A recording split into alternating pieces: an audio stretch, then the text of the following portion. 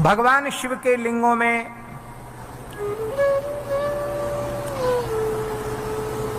पार्थिव शिवलिंग की पूजन की विशेष महिमा का वर्णन श्री व्यास जी महाराज कर रहे हैं। सूत जी महाराज ऋषियों को सुना रहे हैं। सतयुग में मणिलिंग था, त्रेता में स्वर्णलिंग था, द्वापर में पारदलिंग की विशेष महिमा, लेकिन कलयुग में मिट्टी से बनाकर शिवलिंग के पूजन की विशेष महिमा का वर्णन किया गया। पार्थिव पूजन की विशेष महिमा है। जैसे देवताओं में महेश्वर श्रेष्ठ हैं, ऐसे ही लिंगों में पार्थिव लिंग श्रेष्ठ है। जैसे नदियों में गंगा जी श्रेष्ठ हैं, ऐसे ही शिवलिंगों में पार्थिव लिंग श्रेष्ठ है। जैसे मंत्रों में प्रणव श्रेष्ठ है, ऐसे ही शिवलिंगों में पार्थिव लिंग श्रेष्ठ है। जैसे वर्णों में ब्राह्मण श्रेष्ठ है, ऐसे ही लिंगों में पार्थिव लिंग श्रेष्ठ है। जैसे पुरियों में काशी श्रेष्ठ है, ऐसे ही पार्थिव लिंग श्रेष्ठ है। जैसे व्रतों में शिवरात्रि व्रत श्रेष्ठ है, ऐसे ही पार्थिव लिंग श्रेष्ठ है। जैसे देवियों में भगवती भवानी श्रेष्ठ हैं, ऐसे ही पार्थिव लिंग श्रेष्ठ है। इत्यादि प्रकार से ये कहा गया कि पार्थिव लिंग की महिमा सबसे अधिक है। मिट्टी से पार्थिव लिंग का निर्माण करके 11 वर्ष तक उसका त्रिकाल पूजन जो करता है, मिट्टी का शिवलिंग नित्य बना करके, वह अपने देह से रुद्र लोक में प्रतिष्ठा प्राप्त कर लेता है। उस व्यक्ति के दर्शन स्पर्श से भी पापात्मा पाप मुक्त हो जाते हैं। ऐसे व्यक्ति को जीवन मुक्त शिव स्वरूप समझना चाहिए। तस्य दर्शन मात्रेण भुक्तिर् मुक्तिश्च जायते। ऐसे भक्त के दर्शन से भुक्ति मुक्ति प्राप्त हो जाती है। और जो जीवन पर्यंत व्रत लेता है मिट्टी का शिवलिंग बना करके पूजन करने का, वो अनंत काल तक शिवलोक में निवास करता है। और मान लो उसके मन में कोई कामना है तो तब फिर पुनः जन्म लेता, क्यों कामना से पुनर्जन्म होता है। और फिर भारतवर्ष में वो सम्राट बनता है, राजा बनता है। ऐसा उसका पुण्य है। इस प्रकार से इसकी अनंत महिमा है। अखंड पार्थिव लिंग होना चाहिए, सखंड नहीं होना चाहिए। अखंड का अर्थ है, बहुत से लोग मिट्टी का शिवलिंग बनाते हैं तो जलहरी अलग बना देते हैं और फिर मिट्टी का पिंड अलग बनाकर ऊपर से रख देते हैं। उसको सखंड कहा गया। वो सखंड नहीं होना चाहिए, अखंड होना चाहिए। माने पूरी मिट्टी को जलहरी और ऊपर पिंडी सहित एक साथ बनाना चाहिए। उसमें अलग भाग पिंडी का नहीं होना चाहिए। अखंड ही होना चाहिए, सखंड नहीं होना चाहिए। अब कौन कौन से लिंग अखंड होने चाहिए? पार्थिव लिंग तो अखंड होना ही चाहिए, मणिलिंग भी अखंड होना चाहिए। मणि से निर्मित लिंग भी जलहरी के सहित ऊपर तक अखंड होना चाहिए। स्वर्ण लिंग भी अखंड होना चाहिए। पारद लिंग भी अखंड होना चाहिए। इसलिए यहाँ जो पारदेश्वर विराजमान है, वो बड़े प्रसन्नता हमको हुई जब हमने शिव पुराण में इस विषय को देखा कि यहाँ जलहरी भी अखंड पारद लिंग विराजमान है। बड़ी महिमा है। स्फटिक लिंग में भी जलहरी भी स्फटिक की होनी चाहिए। वो भी उत्तम पक्ष यही है कि वो अखंड लिंग होना चाहिए। और पुष्पराग लिंग, पुष्पराग का मतलब होता है पुखराज। जो पुखराज रत्न होता है बृहस्पति का, उसका शिवलिंग, वो पुखराज से निर्मित शिवलिंग भी अखंड होना चाहिए। और पार्थिव लिंग को भी अखंड बनाना चाहिए। रत्नजम हेमजम लिंगम पारदम स्फाटिकम तथा पार्थिवम पुष्परागोत्थम अखंडंतु प्रकारयेत। इनको अखंड ही बनाना चाहिए। खंड बनाने से अपराध लगता है। क्यों? बोले इसलिए लगता है कि वेदिका तु महाविद्या लिंगम देवो महेश्वरा अतो स्थावरे लिंगे स्मृता श्रेष्ठा द्विखंडता। वो दोनों के सहित शिवलिंग पूरा है। वेदिका जो है साक्षात जगन माता भगवती पार्वती हैं और पिंड लिंग के रूप में साक्षात भगवान शिव हैं। इसलिए उमा महेश्वर का संयुक्त पूजन है वो है, ऐसा समझना चाहिए। बड़े शिवलिंग को स्थिर करके मंदिर बनाकर स्थापना करनी चाहिए। और 1 अंगुल तक के शिवलिंग को साथ में रखकर चरलिंग के रूप में पूजा करनी चाहिए। अब पार्थिव लिंग के पूजन में मिट्टी कैसी होनी चाहिए? विप्रे गौरा स्मृता शोणा बाहुजे पीतवर्ण का वैसे कृष्णा पाद जाते यथवा यत्रिया भवे। उत्तम पक्ष है कि ब्राह्मण श्वेत रंग की मिट्टी से पार्थिव शिवलिंग बनाए, क्षत्रिय लाल रंग की मिट्टी से पार्थिव शिवलिंग बनावे, वैश्य पीली रंग की मिट्टी से पार्थिव शिवलिंग बनावे और शूद्र काले रंग की मिट्टी से शिवलिंग बनावे, अथवा जैसी भी जो मिट्टी जहां उपलब्ध हो उसी से शिवलिंग का निर्माण करे। जो संध्योपासनादि संपन्न शिखा सूत्रधारी द्विजाति हैं, वे वैदिक मंत्रों से अलग अलग मंत्र दिए हुए हैं मूल में। उन मंत्रों से किस मंत्र से मिट्टी उठावे, किस मंत्र से जल मिलावे, किस मंत्र से पिंड बनावे, ये सारी बात अलग अलग लिखी है।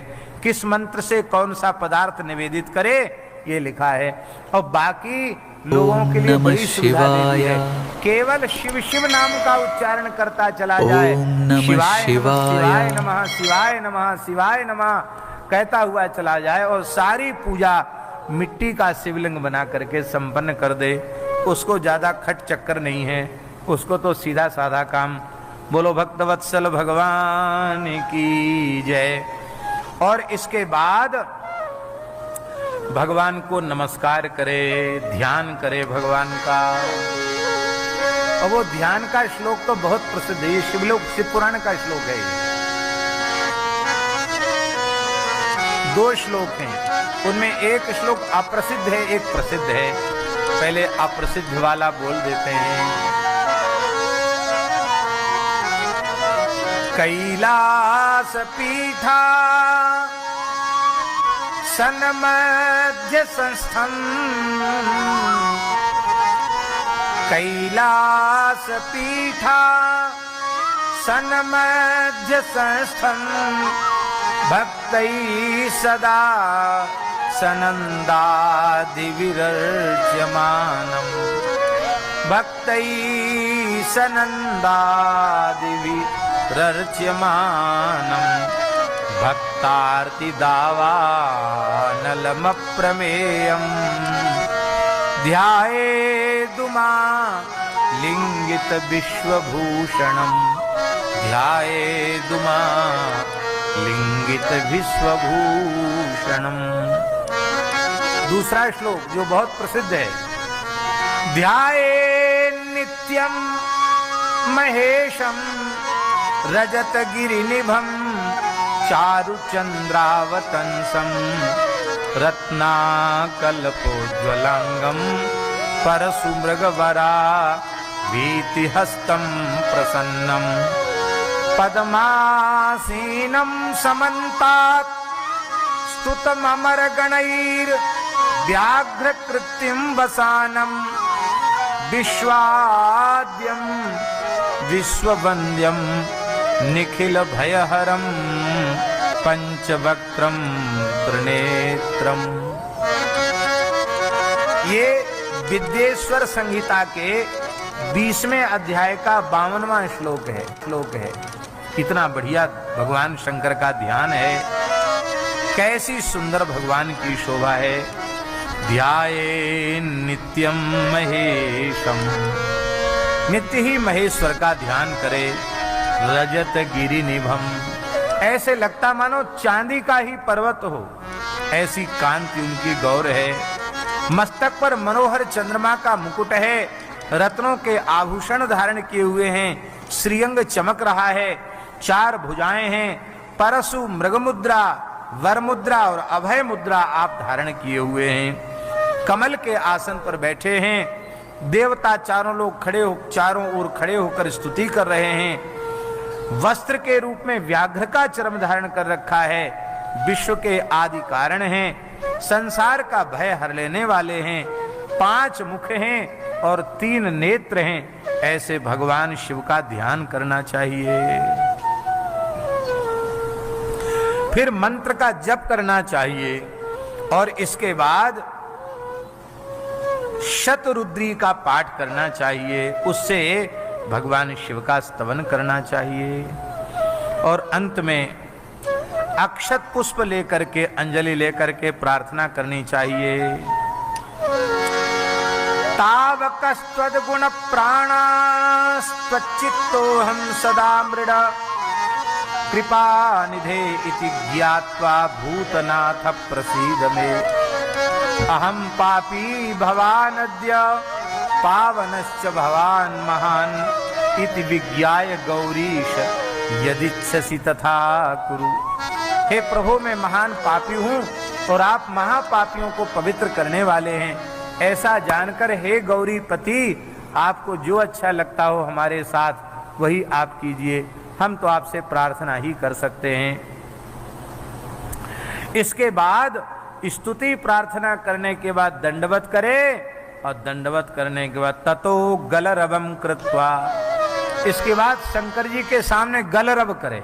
गलरव जानते ना, ब्रू ऐसे ऐसे करते ना, मुंह फुला करके ऐसे ऐसे गाल बजाते हैं, तो शंकर जी के सामने गाल बजावे, गलरव करे। गलरव क्यों करे? गलरव का अर्थ क्या है?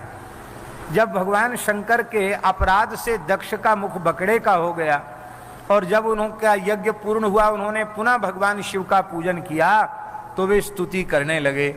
अब बकड़े की जबान संस्कृत बोलने के लिए तो होती नहीं, तो बकड़े जैसे बड़बड़ करने लगे। शंकर जी को हंसी आ गई। लोगों ने कहा, भाई शंकर जी इस आवाज से खुश होते हैं तो अपने को आवाज करनी चाहिए। तब से परंपरा बन गई, शंकर जी की पूजा करके गाल बजाते हैं शंकर जी को खुश करने के लिए।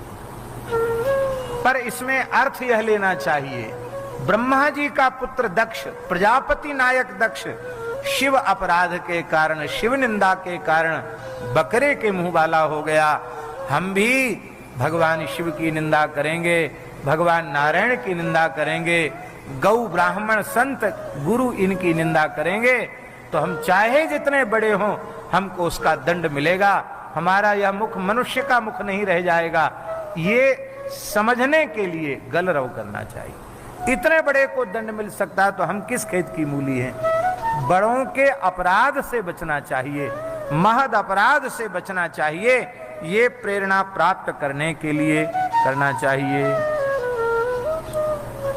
आरंभ में गुरु पूजन और अंत में फिर गुरु जी को प्रणाम करना चाहिए। बोलो भक्तवत्सल भगवान की।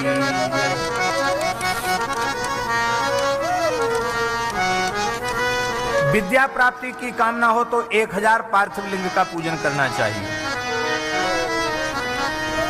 धन चाहने की इच्छा हो तो 1500 पार्थिव लिंग, वस्त्र की इच्छा हो तो 500 शिवलिंग, और मोक्ष की कामना हो तो 1 करोड़ पार्थिव शिवलिंग का पूजन करना चाहिए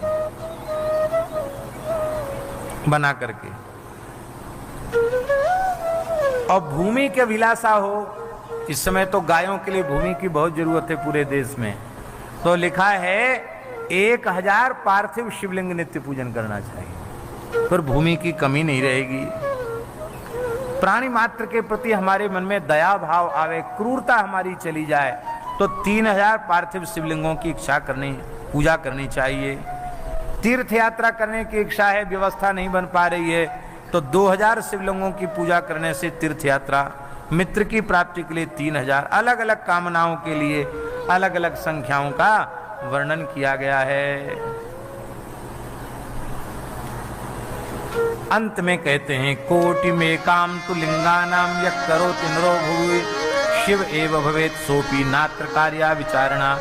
जो मनुष्य पृथ्वी पर 1 करोड़ शिवलिंगों का अर्चन कर लेता है वो तो शिव रूप ही हो जाता है, इसमें संदेह नहीं है। भारतवर्ष के कई क्षेत्रों में पार्थिव पूजा का बड़ा भारी महात्मा, बड़ा भारी प्रचलन है। इधर इस क्षेत्र में थोड़ा कम है पार्थिव पूजन का प्रचलन, पर बुंदेलखंड क्षेत्र में प्रायः कोई ऐसा गृहस्थ नहीं होता जो अपने जीवन में 1,00,000 सवा लाख पार्थिव शिवलिंग न बनवा ले। और वहां इस पूजा विधि के विशेषज्ञ ब्राह्मण हैं, वो यही कार्य करते हैं, उनको यही काम है, इसमें वो परंपरा से सिद्धहस्त हैं। पार्थिव पूजन में प्रायः वहां जो विधवा ब्राह्मण होते हैं, विधवा उपाधि वाले ब्राह्मण, वे पार्थिव पूजन के विशेषज्ञ होते हैं। बोलो भक्तवत्सल भगवान की जय।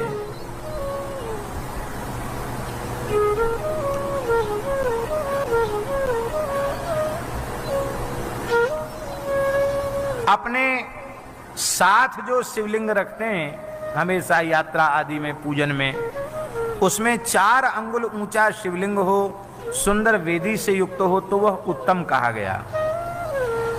2 अंगुल का हो तो मध्यम कहा गया, और 1 अंगुल का शिवलिंग हो तो उसको तृतीय श्रेणी का कहा गया। तो 4 अंगुल का शिवलिंग साथ में हो वो ज्यादा उत्तम पक्ष माना गया है। किंतु ये विधि वाणलिंग छोटे भी हों तो भी कोई बात नहीं, तो भी चलेंगे, और वाणलिंग भी उतने बड़े मिल जाएं तब तो क्या कहना। बोलो भक्तवत्सल भगवान की जय। किम बहुक्तेन मुनयः स्त्रीणामपि तथान्यतः अधिकारोऽस्ति सर्वेषां शिवलिंगार्चने द्विजा। भैया शिव पुराण का वाक्य है, मिट्टी का शिवलिंग बनाकर पूजा करने का अधिकार प्रत्येक मनुष्य का है। कोई नीच से नीच मनुष्य भी जिसको लोग कहते हैं वो भी भगवान शिव की पूजा कर सकता है, क्योंकि वे जगत पिता हैं। मृत्तिका का शिवलिंग बनाकर शिव नाम लेकर वो पूजन कर सकता है, स्त्री हो चतुर्थ वर्ण का व्यक्ति हो। लेकिन फिर भी लोगों के मन में श्रद्धा उत्पन्न नहीं होती, न यज्ञ के प्रति श्रद्धा, न दान के प्रति श्रद्धा, न जप के प्रति श्रद्धा, न तपस्या के प्रति श्रद्धा, न भगवान शालिग्राम के अर्चन के प्रति श्रद्धा, न नर्मदेश्वर के अर्चन के प्रति श्रद्धा क्यों उत्पन्न नहीं होती। कहते दधीच गौतमादीनाम शाप दग्ध सापेना दग्ध चेतसाम द्विजानाम जायते श्रद्धा नैव वैदिक कर्मणि। भैया कान खोल के सुन लो, द्विजाति कुल में जन्म लेने के बाद भी यदि यज्ञोपवीत में श्रद्धा नहीं है, संध्योपासन में श्रद्धा नहीं है, गाय ब्राह्मण में श्रद्धा नहीं है, वैदिक धर्म में वैदिक कर्म में श्रद्धा नहीं है, तो समझ लेना चाहिए कि दधीच गौतम आदि ऋषियों के साप से ये द्विजाति दग्ध हो चुका है, जल चुका है, इसलिए इसकी श्रद्धा नहीं है।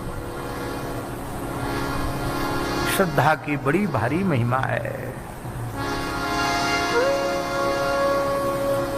तो ये शाप से दग्ध कैसे ठीक होगा? तो भगवान शिव के पूजन से ही ठीक होगा, उसी से साप से छुटकारा मिलेगा। शर्वो भवश्च रुद्रश्च उग्रो भीम इतीश्वरा महादेव पशुपति रेता मूर्ति हिरर्चये। भगवान शंकर की 8 मूर्तियां हैं। शर्वाय नमः, सभी लोग बोलिए, ये नाम बड़े पवित्र हैं। शर्वाय नमः, शर्वाय नमः, भवाय नमः, भवाय नमः, रुद्राय नमः, रुद्राय नमः, उग्राय नमः, उग्राय नमः, भीमाय नमः, भीमाय नमः, ईश्वराय नमः, ईश्वराय नमः, महादेवाय नमः, महादेवाय नमः, पशुपतये नमः, पशुपतये नमः। ये 8 नाम भगवान शिव के अत्यंत श्रेष्ठ हैं, इनको नित्य लेना चाहिए। क्या बढ़िया बात है, जहाँ शिवालय हो वहाँ 8 नाम लिखा दो तो प्रत्येक व्यक्ति उनको जाने वाला व्यक्ति ले सकता है। कम से कम गोधनेश्वर महादेव के यहाँ तो लिखा ही देना चाहिए। बोलो भक्तवत्सल भगवान की जय। और भगवान शंकर का परिवार कौन कौन है? ईशान, नंदी, चंड, महाकाल, भृंगी, वृष, स्कंद, कपरदीश्वर, सोम और शुक्र, ये 10 लोग शंकर जी के खास परिवार के हैं। इनके सहित भगवान शिव की पूजा करने, ये क्रमशः 10 दिशाओं में 4 दिशाएं, 4 विदिशाएं, एक ऊपर की एक नीचे की, मिलाकर 10 दिशाएं हैं। और कीर्ति मुख का पूजन अंतिम में करके 11 की पूजा इस प्रकार से हो जाती है। कीर्ति मुख को मिलाकर के 11 हो जाते हैं। शिवलिंग की पूजा किधर बैठकर करनी चाहिए? जलहरी के बिल्कुल सामने नहीं बैठना चाहिए। दाहिनी ओर अर्थात पूर्व की ओर भी नहीं बैठना चाहिए। बाईं ओर अर्थात पश्चिम की ओर भी नहीं बैठना चाहिए। दक्षिण की ओर मुंह करके भी नहीं बैठना चाहिए। सर्वोत्तम पक्ष है कि उत्तर की ओर मुंह करके बैठना चाहिए। जैसे हम उत्तराभिमुख बैठे ना महाराज जी, उत्तर की ओर हमारा मुंह, ये पूर्व हुआ, ये पश्चिम हुआ और ये उत्तर हुआ, ये दक्षिण हुआ। तो शिव शंकर जी की जलहरी वो उत्तर की ओर होती है। सामने और उनका पूर्व मुख है, पीछे की ओर भगवती जगदम्बा पार्वती हैं, सामने उनके पार्षद हैं, तो उनकी तरफ पीठ हो जाएगी। इसलिए सर्वोत्तम पक्ष है शिवलिंग का अभिषेक पूजन आदि करने बैठे तो जैसे जहां हम बैठे हैं, हम दक्षिण की ओर बैठे हैं, मुख हमारा उत्तर की ओर है, तो इधर की ओर करके हमें पूजन अर्पित करना चाहिए। ये शिवलिंग के अर्चन के लिए सर्वोत्तम दिशा हुई।